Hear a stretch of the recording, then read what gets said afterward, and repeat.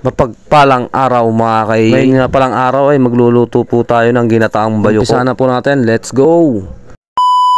Ayan na po yung ating bayoko. Akin na pong nahugasan yan. Atin lang pong pakukuluan at tatanggalin sa kanyang shell. Yung hindi po nakakaalam, ito po yung nakukuha sa mga sukalan o gubat mga kay. Shoutout nga pala sa nagbigay, si kay Alex. Galing pa hong Mayhay, Laguna po yan. Gusto po, atin na pong napakuluan. Atin na pong tatanggalin sa shell mga kay. Napakasarap po nitong pang-ulam, lalo na po pampunutan mga kay. Ginatan po ang ating luto dyan mamaya mga kay. Hindi ko na po papakita kung paano ko tinanggal isa-isa. Basic lang naman yan, kayang-kaya yan mga kay. Atin pong lalagyan ng asin, lalamasin po natin isa-isa yan mga kay. Po, malinis na po yan, atin na pong nalamas ng asin yan, gagayatin na po natin mga kay. Yan pong uri ng shell na yan, nabubuhay po sa masukal na lugar at yung manamig na klima po, at sinibak lang natin ng medyo maliliit para po madaling lumambot. Yan po, okay na po yan, atin na pong lulutuin mga kay. Atin nga pala ang ating mga ricado, sibuyas, luya at bawang. Tayo po yung nagpainit na ng kawali at mainit na po, lalagyan na po natin ng mantika. Atin pong lalagyan ng pampakulay. Ang gamit po natin ay yung aswete mga kay. Goods na po yan, ang ganda ng kulay. Tatanggalin na po natin yung buto ng aswete. Tayo po yung magigisa na po ng sibuyas at bawang natin. Atin lang pong palalabasin ng kanyang aroma at ilalagay na po natin yung ating bayoko. Papasalpak na mga kay.